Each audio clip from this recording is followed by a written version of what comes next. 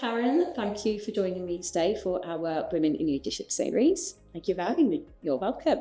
Would you be able to introduce yourself and tell us a little bit about your career to date? Yes, my name is Karen Connell. I'm currently the Chief Internal Auditor of a company called Paysafe, which is an online payments company serving merchants and consumers across the globe with online payments, cash products, payment processing. Very good.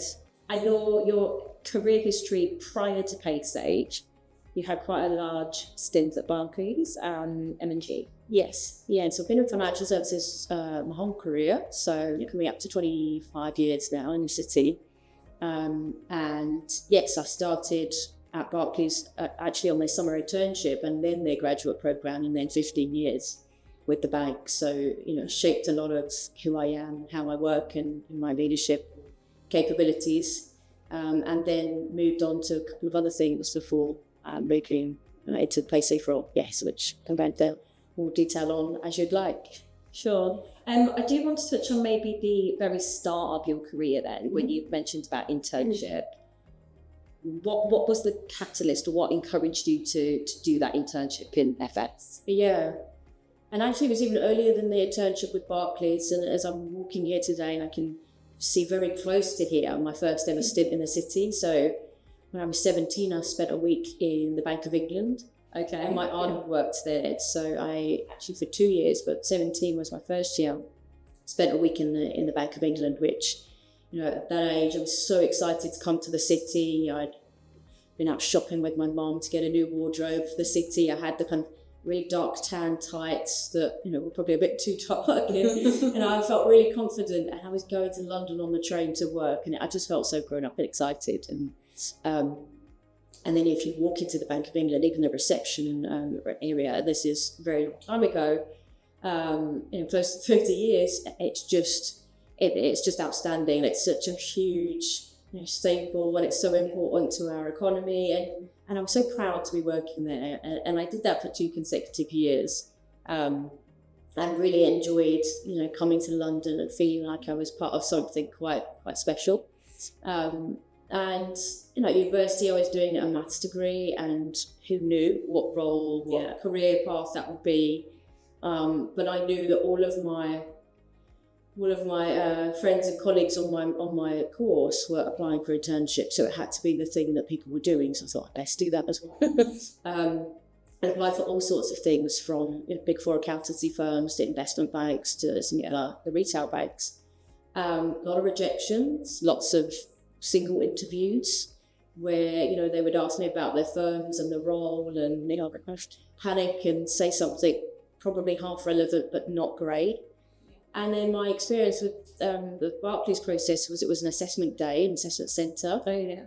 And I was one of a group of many who had to do lots of activities throughout the course of the day. It was a technical interview with a panel, but a bit later, and then some group work.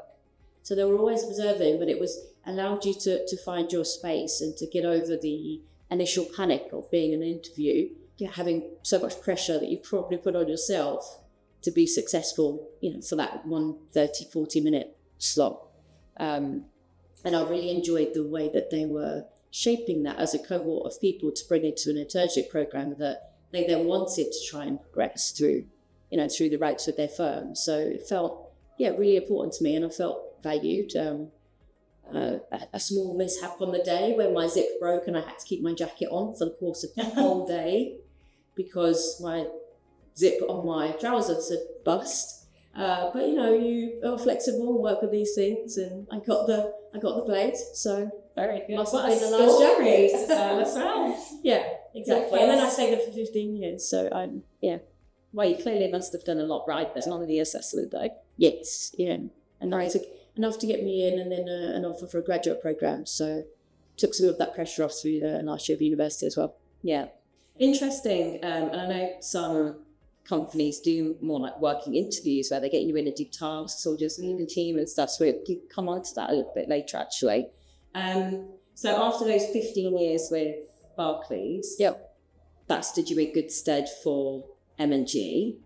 What I wanted to ask a little bit was, how do you think the experience with Barclays and M&G shaped or helped you to navigate that change into Paysafe around more of the payment side? Because it is a little bit different.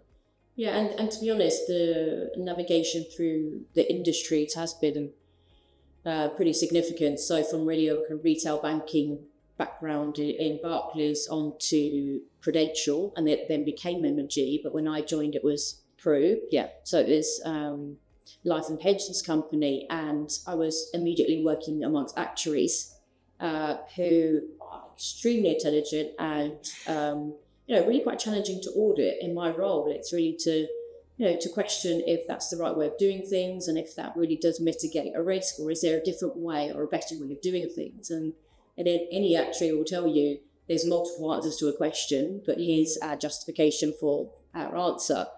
So fun times, but actually in my role as well, it's important to connect the dots and understand where the risks are in a firm. Yeah. And in a brand new industry, personality I am as well, have there's a lot of pressure, if you like, or responsibility to upskill quite quickly in that industry, so that I know what people are talking about. I can't be in a room where I can't follow the conversation and then, challenge whether or not the controls are sufficient. You have to have at least a working knowledge of, all parts of the organisation of products. So, but yeah, and that comes through a combination of reading everything, asking lots of questions, not feeling like you only have yourself to have that knowledge, and building a team around you that can support you in those technical areas where you don't have that technical depth or SME knowledge. And then jumping across to a different industry into the fintech space now, again, it's learning different things. So one of the big things that's new for me is digital assets. It wasn't a space, 10 years ago when I left Barclays that was ever a topic that I'd audited. So it's ongoing learning. It really is important. I read every single thing that comes into my inbox. Sometimes I'm a bit of a delay, but I pride myself on trying to always learn. Because in my role, it's about challenging others. So, knowledge is key to that. But also being able to put myself in situations where I have that challenge to learn.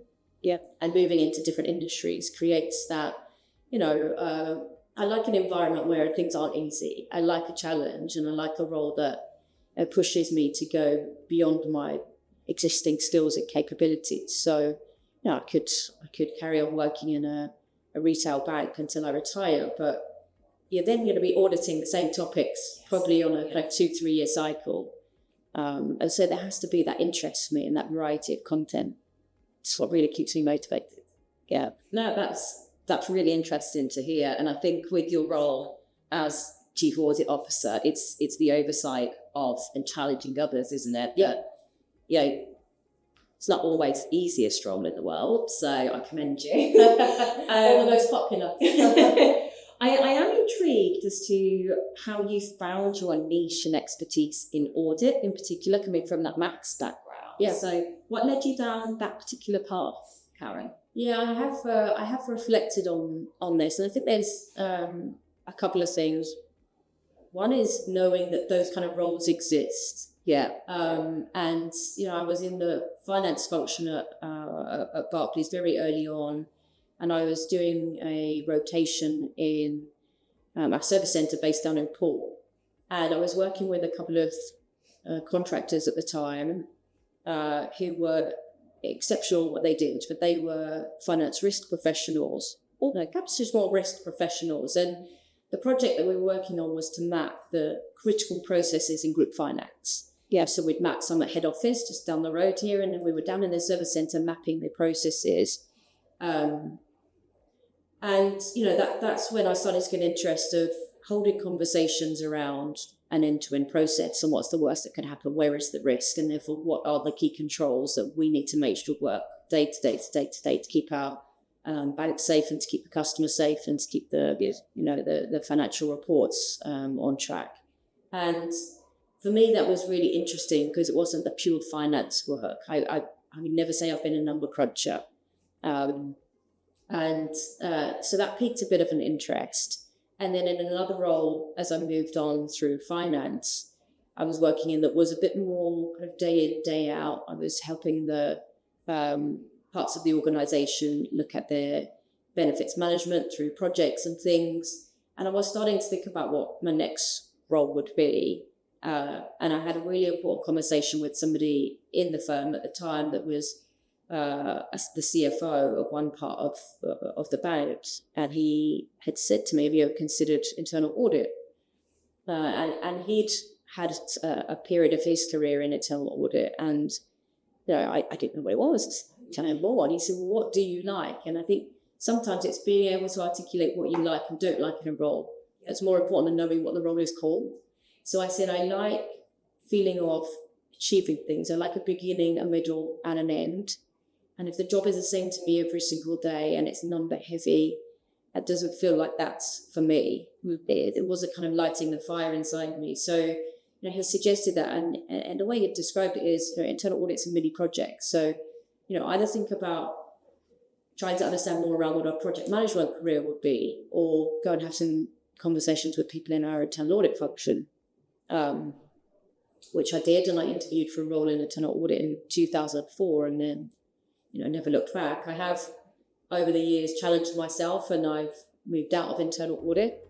But I missed it because, someone's got to love it.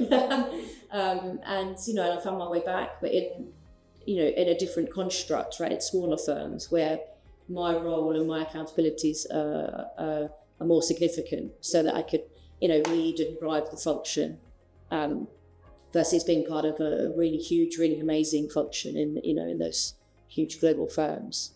I would say I found it through some good conversations. Definitely wasn't something that I always knew I would be.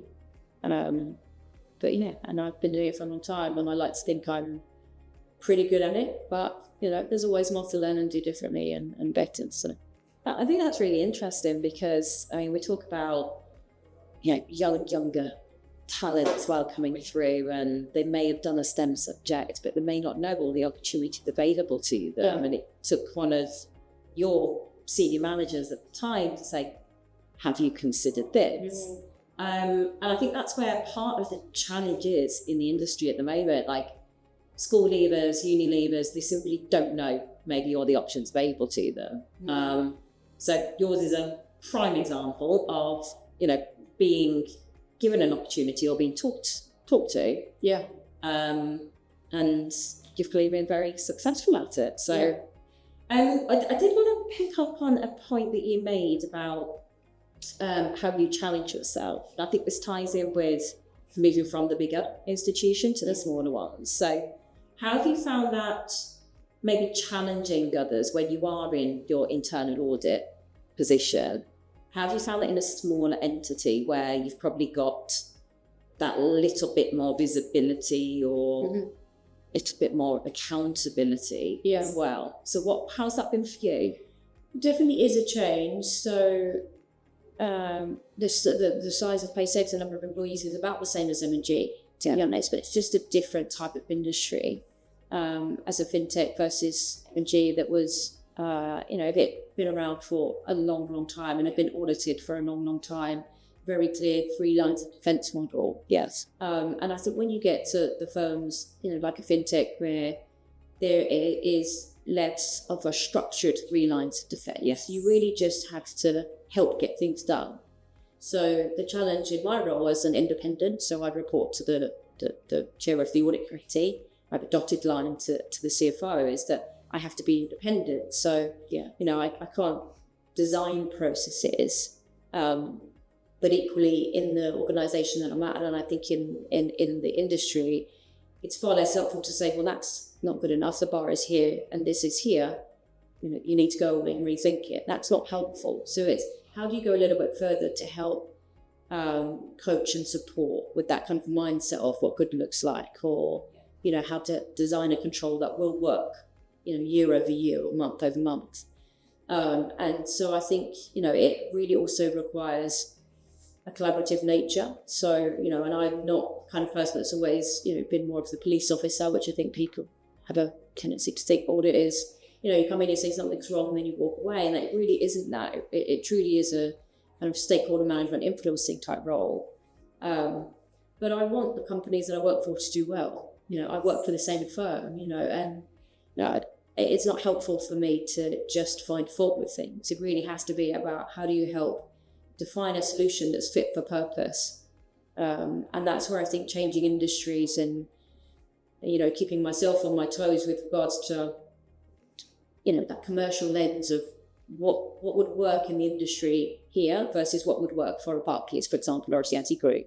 It's not going to be the same thing, so you have to have that level of pragmatism and, work with the people across the organisation, like auditing, to define something that's to be proportionate, right? And in not gold plating things, because it's where's the capacity to continue gold plating things year on year? Yeah. Because the pace is changing in a fintech. There's so much changing month on month in terms of new ideas and developments, particularly now with AI, that if you gold plate everything, you'll never get to the end of a task. So yeah. And Karen, you've mentioned a couple of interesting things. Some of the qualities around leadership, collaboration. Obviously, you do that in your job role anyway. What other like personality traits or qualities do you think have enabled you to get to where you are today? But for me, I think having an open mind and being adaptable, and I think that is really, really important. Quite early on in my Barclays audit days, I spent 10 years in that function. There was something that was referred to as an academy, and we used to have all of our new joiners go on this academy for a week and learn audit skills, but also work with business role players to workshop and learn new skills around negotiating, influencing, presenting the impact. And it's all quite horrifying and terrifying when you do it, but actually the feedback off the back of those sessions is really quite impactful. And throughout my time at Barclays, I then became a coach on those and somebody that would help give feedback to others. And then I think it was the label of a coach's coach to help people who were giving the feedback. And all of those skills, I think, really gave me a focus on other people and also being really mindful of how I come across. So I like to think I'm very self-aware, and if I'm having a bad day, I'm aware that I'm having a bad day. I'm quite apologetic for it.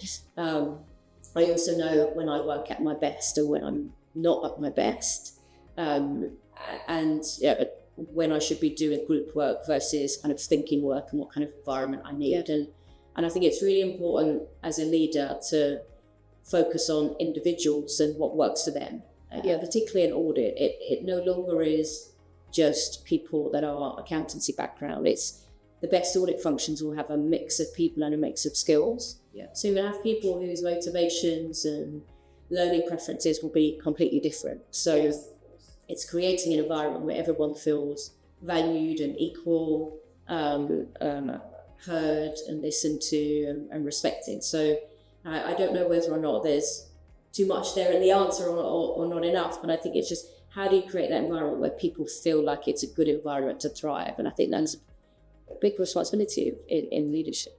Yeah, absolutely. And you've mentioned around coaching as well. So has that formed part of your role where you've taken on a mentor role, or have you had mentors or role models that you particularly looked up to as well? Yeah. Probably in the last 10 years in all the firms that spanned, I've been an active mentor. Yeah. And I firmly feel that, regardless of level actually, but when I work for a firm, I want to add more outside of my function. I want the firm to do well, as I'd said, but equally I think my role isn't just as chief auditor, it's helping with leadership events, and it's helping with career and coaching conversations and mentoring with staff, and it's helping with networks. So at the moment, I'm the global lead for the Families Network for Paysafe, and those are really valuable things for me to do that make me feel valued and as if I'm contributing, but equally hopefully help others as well, and I think that's really important. In terms of role models in my early career, there are a few. I sadly struggle to think of one particular one that stands out that's female.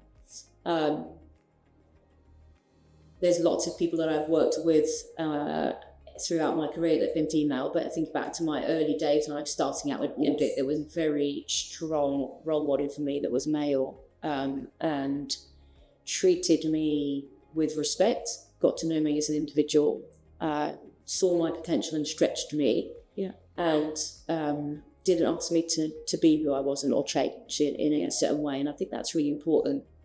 There is a woman that I think it is important to call out. And I was thinking about my time in internal audit when I was, it was 2010, and I was co-heading one part of the audit function. And in internal audit in those days, in Barclays, there were around 800 of us.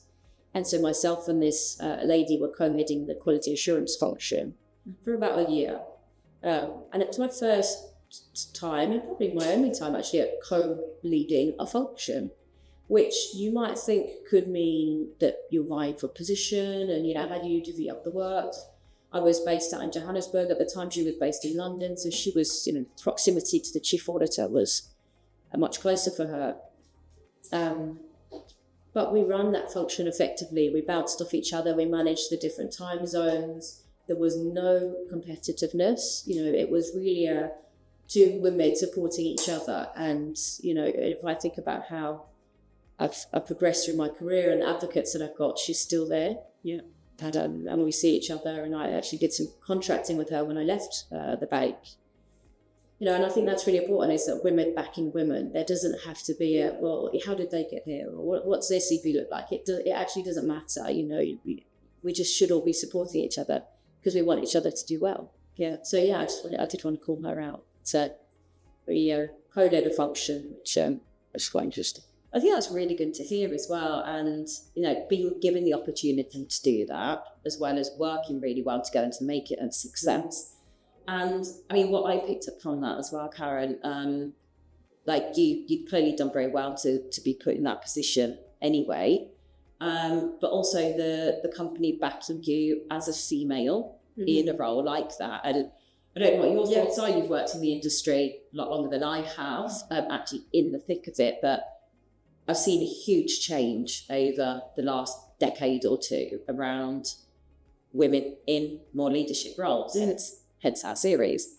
And it's an interesting take that it's not just a tick-box exercise anymore. It's actually living, breathing examples where they've demonstrated that females are very senior leadership roles. So has that led to you in any way to become more involved in board and committees? And how have you found that industry kind of shift over the last decade? I know the board table, I would say, is still, heavy male. But preparing yourself for the board table for me isn't necessarily a gender piece. It's actually how do you pitch yourself and communicate at the level required for a board?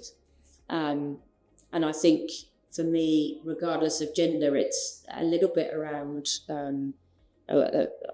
quite common for auditors to struggle from something called imposter syndrome, where you have this: am I right to be in this room? Did I get here by accident? Am I valued enough? Because generally the chief auditor position is equivalent or on a par with your extra level layer. So you have an invite because you have access to all the company's records and conversations and things. So the door is open for you in those meetings, but you're not leading on strategy for the firm and you're not executing day-to-day management of the firm. You are independent assurance. So, it's for me particularly, maybe because of my personality, I'd struggled over the years with being comfortable that I have a right to be there and I don't have to prove myself in a room, which is quite challenging because I'm naturally very introverted and would generally speak if I think there's something to be said and not speak for the sake of being heard.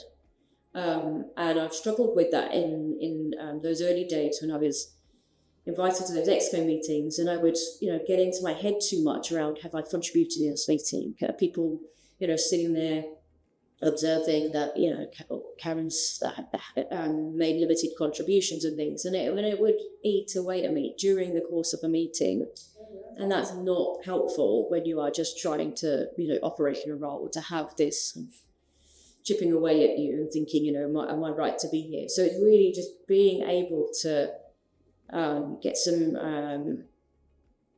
either external advice or mentors or support to work through that. So you say, my role in this room is X and I'm happy with that. And to and also make sure that the expectations are clear so that, the rest of the attendees in the room know, what your responsibilities are in that period. Absolutely. And I think when that is clearer, people appreciate that you are there to provide course correction, perhaps a bit of devil's advocate or check and challenge, but you aren't there to be driving the conversation. But it is an important role, and the door does still need to be open for that role to have access. So yeah, it's a tough one, but I think that has helped me build resilience over the years. It's been a big focus area for my own personal development. It's how do I feel okay in this situation, that I'm, have a right to be there. People can feel confident in that. I think a lot of ladies, or generally a lot of people, could really relate to that. I think it resonates quite a lot of, you have a seat at the table and your opinion matters and your role matters. But sometimes I think audit, GRC is seen as a barrier or a hurdle. The devil. Yes, and tech or strategy product is seen as, enablers. But I think we've come through, certainly over the last few, probably the last decade, but where I think there has been a mental shift as well, as to how a lot of companies approach it. Yes. And you've clearly got a seat at the table and you've seen that actually happen. So yeah, a company will only be successful if it can grow safely. Yes. And execute safely on behalf of its customers and deliver products that work and are, delivering the right outcomes for the customers. So that frame of mind to bake in effective controls and risk management to everything that you do is really important. I think the industry, as you say, has changed in that space. And I think as well, coming back to what we said earlier, it's also a lot about how you communicate. Yes. And not being the person in the room pointing out a mistake. On page 97 of 600 pages in a board deck, it's actually having conversations pre and post the meeting to perhaps raise any concerns or try and implement or improve certain things. You don't always have to challenge in the meeting to actually, have make a positive contribution. So yeah, very much agreed. Yeah. I know I've asked you quite a lot about your experience to date. Mm-hmm. If there were maybe a piece of advice, because you've talked around self-reflection and self-awareness quite a lot as well, which is really interesting to hear. If there were any advice you'd give to your younger self or younger female potential, just younger talent coming through, what might that be? One of the things that's been successful was work for me is taking myself out of my comfort zone and saying yes to opportunities. So quite early on in my days with Barclays, I had the opportunity to be part of an audit team that was set up to audit mergers and acquisitions, which set me on a journey to working in Africa, relocating to Africa, and then relocating to Dubai, and then relocating back to Africa. And, and within that as well, picking up responsibility for, in my Dubai role, particularly working with the MD to look after 12 countries. So really helping shape that global function for emerging markets, working across different cultures, trying to recruit talent into the audit function there. And that was because I had never been to Dubai. And for example, I got a call and they asked me, and I said, I'm not sure. I just bought my first house and I haven't actually lived in it because I've just moved back from Joburg. And then he rang me a second time. I thought, I'm going to say yes eventually. That's why you rung me again. So I thought, okay, I can't pass up an opportunity to do something. It sounded so exciting. And it was my first promotion on a director level as well. So I think it's that kind of mentality of taking yourself out of your comfort zone, but also saying yes to things, because there is never a good time to just bought my first house and I'm X years old and I haven't got a partner and, when we're going to have children. Actually, that was a really exciting prospect for me from a career perspective at that time. So, there was no downside to saying yes to that. And it led me on to many other great things with the firm. So challenge yourself and say yes to those opportunities. That's why I'm here today. And it's why not? Sometimes, isn't it? What's the worst that could happen? Exactly. And then I think the other perhaps two more bits of feedback, because I'm quite long in the tooth now, so I've got lots of feedback from my younger self.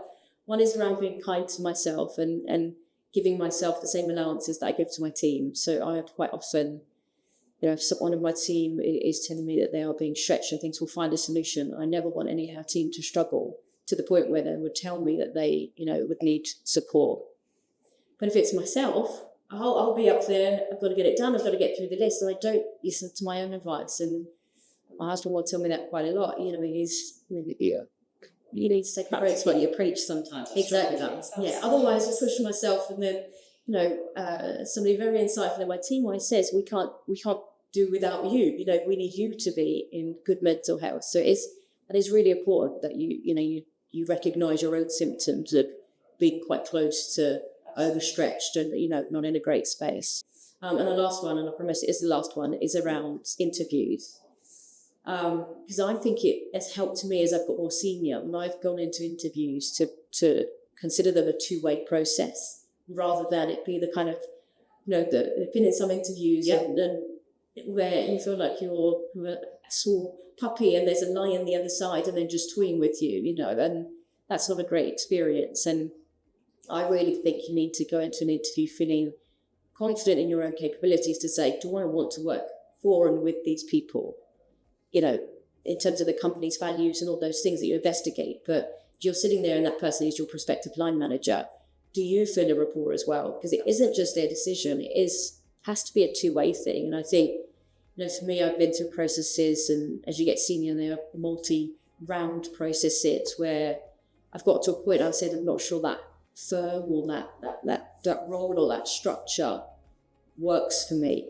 And therefore, thank you, but I kind of bow out and step out the process. And I think that's really important because, I've never joined a company with a view to staying there for 1 year, 2 years, etc. I want to make an impactful, lasting difference. So you have to choose wisely on these things. And do they deserve me as much as, that I should be grateful to have the opportunity to work there. So I completely agree. We say that all the time. Oh, do you? It was me thinking I made up that advice. No, great advice. Because it's got to be right for you just as much as right for them. And you don't know till you ask questions that actually you need to know whether it's going to be the right move. So great pieces of advice there, Karen. Thank you for sharing. No problem. And thank you for joining. Thank you for having me. It's a pleasure.